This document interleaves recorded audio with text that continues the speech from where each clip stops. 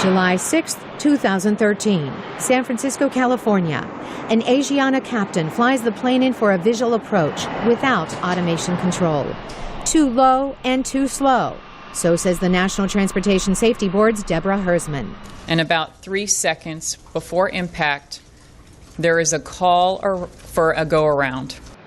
The 777 hits the seawall and crashes, killing 3 and injuring 180.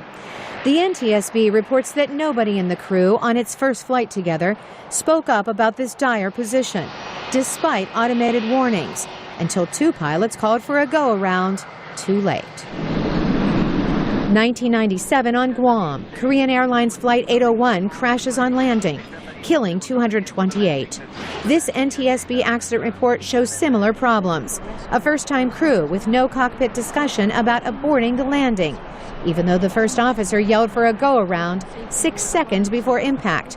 The safety board concludes that the crew failed to monitor the captain's performance. 2 years later, another crash in London, same problem. British officials advised South Korea to revise training to accommodate the Korean culture. George, who could not be identified, was once a captain for Asiana. And I did not see myself hardly ever being challenged. After the crashes in the 1990s, the South Korean government suspended 138 flights weekly to concentrate on improving safety. Transport Canada issued a temporary notice of suspension for KAL. The FAA temporarily downgraded all of South Korea from a Category 1 international safety rating to a Category 2. Capacity and truck maintenance requirements. At the time, Jim Hall was the chairman of the NTSB, the agency that investigated the Guam crash. Now he questions whether the July Asiana crash was just crew error or is this an indication that the lessons that were pointed out in the previous accidents still have not been learned and have not taken root? The NTSB says the captain landing in San Francisco, Captain Lee Kang-guk, was on his first trip, learning to operate the 777. The instructor, Captain Lee Jong-min, is a former military pilot with seniority. The relief co-pilot is 7 years his junior. Hierarchy, conformity, and cockpit silence, factors in San Francisco that pilots say had contributed to the earlier crashes. Park Jong-guk is executive director of the South Korean Pilots Union. There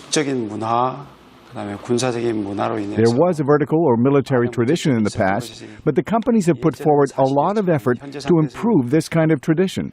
Kwon Yeon-bu is Director General of Aviation Safety Policy at the South Korean Transport Ministry. About 14% of the pilots here are foreign pilots, so Korean culture is changing more globally and universally. Ross Amer, a former United Airlines pilot, trained KAL pilots 6 years ago. It would take perhaps generations of pilots to eventually change the culture into a Western-type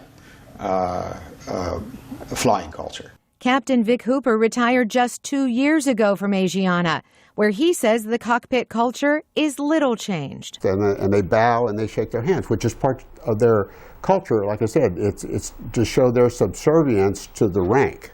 No investigator has yet to formally connect cockpit culture to this crash, but Jim Hall is concerned.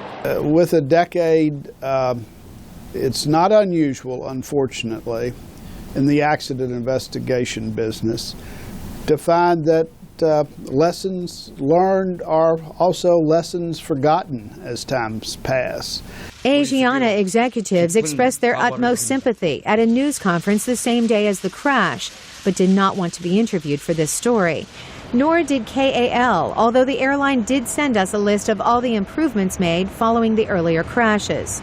Changes were made to training, flight manuals, safety audits, and more. Korean Air, though, is currently under a special safety review by the South Korean government after one of its 737s overshot a runway last week. In Washington, Carolyn Presutti, VOA News.